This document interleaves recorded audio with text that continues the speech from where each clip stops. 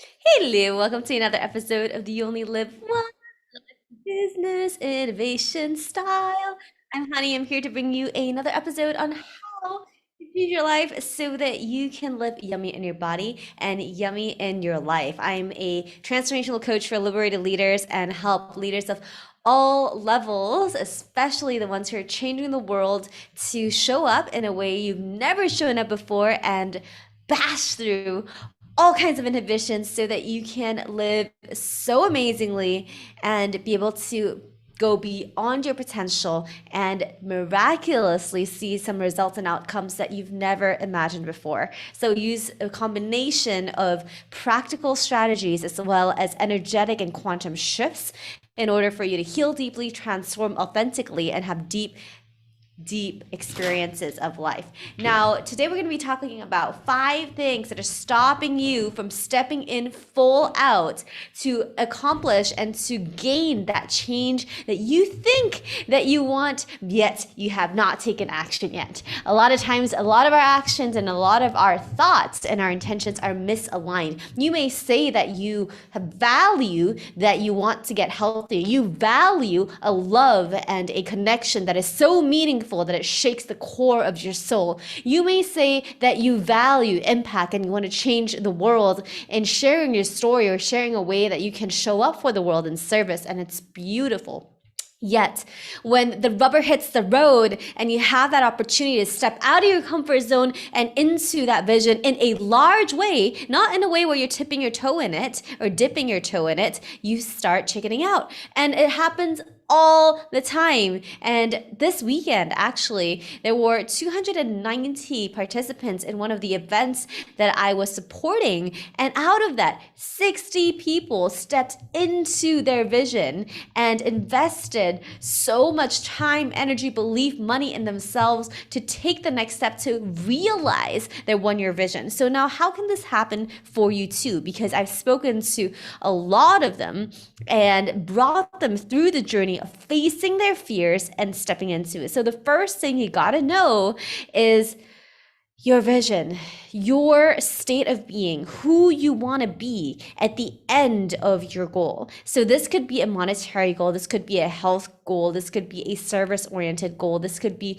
a mission purpose-driven goal. But what is your purpose? And what is a mission that drives you, that excites you, that makes every single cell in your body fly off the charts? Or that is so deeply moving towards you that you feel moved, you feel emotional, you feel driven to do this in a way that is so deeply profound for you. What is that for you? And what is that? What does that look like in like 1 year? Because when we can't find that thing that emotionally moves us, that emotionally shifts us, and that shifts our body, our being, our babes inside, then we are not going to go for it. We're going to stay in our comfort zone and we're just going to ignore the challenges it takes to step out of your comfort zone. So what is it that shifts you, shakes you to the core, shifts you, that really excites you, or that you feel so deeply connected to? What is that? And where would you be in a year if you were to be able to create that for yourselves? Okay? Where is that? Write it down, because this is the place where you gotta find and hold on to and put it up as a North Star, because this is where your goals and energies and things and decisions can be aligned to if you're true to yourself, right? Some people just want something, but they're not true to themselves, and then they don't do it and they just ignore it, and that's also a choice. All right, so step number 2 is identifying. After you identify what that is, then it's realizing what is in your way, right? What is in your way? What kind of thought processes are in your way? What kind of judgments are in your way? What kind of conclusions? What kind of past experience where you've failed so many freaking times that you don't even want to try again, and that you have to convince yourself, you don't have the confidence maybe to move forward with this because you might have been doing this for decades and decades and decades and still not gotten any specific progress on it. So what is in your way? What kind of mindset are you having that is disturbing your progress towards this. And a lot of times, even when I talk to my mom sometimes and I'm sharing with her all these new things that I'm learning with shifting people in a much like faster, more powerful way, she tells me like, whew, like that takes a lot of work and it's so exhausting and it's emotional. And I'm like, yes, it is. In many ways, it is. And that's why you need support. And that's why it's really useful to have someone to support you and walk you through it. And at the same time, the belief system that this is going to suck your energy, that's going to drain you, that it's going to require so much commitment, that it's so uncomfortable, is also a negative belief system that limits your ability to fully transform, right? So what are the thoughts in your way? Some people are saying that, you know what, I am not able to take a leap of faith to believe in myself that I can do this. Of course you can't.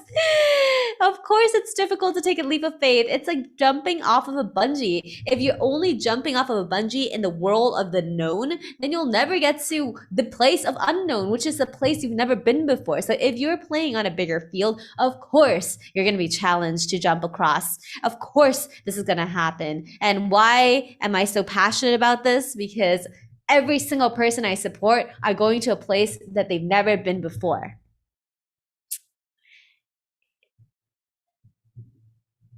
Right? So why do you expect yourself to have the courage? And why do you expect yourself to have the full confidence of being there? Because if you did, you wouldn't be here. You would be there, right? So admitting to yourself that there are things that are stopping you and that it's no shame. Be humble enough to receive support to be able to overcome these things that are in your way. Right? If you could do it all your own, you would have done it already. And I would have done it already if I could do it all on my own. And yet it requires this level of humility to want to be open, to learn new skills, to be open, to shift. Whatever success has gotten you here and you are really successful where you are at the moment, it's not going to be the same skill set, the same emotion, the same makeup, the same personality, the same constructs of patterns and same wirings of programs and patterns that are going to get you to the next level, right? So identify. Now, the third thing is to face the anxiety and do it anyway. It's going to be sheer terror to change. It's going to be really uncomfortable. It's going to be a really big thing to commit to it because it's easy for people to just half-ass it and half commit. It's kind of like saying, you know what, I'm just going to give you 25% in this marriage and I'm just going to see if it's going to work out. Like a full commitment is required when you are going for what you want. If you just give it a half thing, then it's obviously either A, your vision and your purpose is not the true purpose. You might have a different purpose, right? It's like if your purpose is to make money, what is that money going to give you? And if you think that's going to give you the ability to contribute to a certain cause, or if it's going to be helping humanity, or is it going to forward your dream lifestyle, or is it going to support your family, or is it going to support your community? Like, what is that for? And then what's that for? And then what are you going to do after that? And then what are you going to do after that? And what are you going to do after that? To drill it down and face the anxiety of actually jumping in and taking that leap of faith. It does require a leap of faith because it's a faith in yourself. And that confidence is something that is the result of action and is not a prerequisite for taking action. So confidence is a choice. And if you choose confidence over anxiety and you properly and legitly process your anxiety, then you're going to be able to authentically get there, right? Which is number 4. It's like a lot of emotions that come with this are normal. It's like your survival instinct. It's a fight or flight response. It's a neurological makeup in your system. It's your nervous system breaking down because you are in a survival stage of like doing something you've never done before. And so obviously, if you haven't done this before, then you're going to feel really scared and you're going to have to conquer it. And the anxiety will show up in your body and it'll be very stressful and you might not be able to sleep and you might try to distract yourself with things to do, time to spend, things that have you escape or alter your mind or just escape from the reality of actually feeling the emotions. And when that happens, then your emotions get bottled up, repressed, or ignored, avoided, and they cause more internalized anxiety, which, it's contributes to even more things, right? So process your emotions. If you don't know what that means, we have a lot of processes to support you through it, but process your emotions so that you can be responsible for your own mental and emotional health, which is one of the biggest forward propelling like linchpins that people avoid because it's so painful and so much unknown and ambiguous, and people think it's like not worthy of your time, and yet it is the single most powerful thing that you can do because it's something that a lot of people don't learn, right? And you're probably here because you've done a lot of that and you've gotten, ideas, or you probably even have shifted your way here from, shifting your perspective, shifting your emotions, shifting your mindset, shifting things. And so I encourage you to feel where your purpose is next, after you get clear on it, and then realize that every single step of the way is going to be a opportunity to transform. Every time there's fear, every time there's doubt, it's an opportunity to transform that, to stay on course. And there is really clearly a course for you to take when you align and when you listen to your heart. Again, are you connected to your heart, or are you living from your head, right?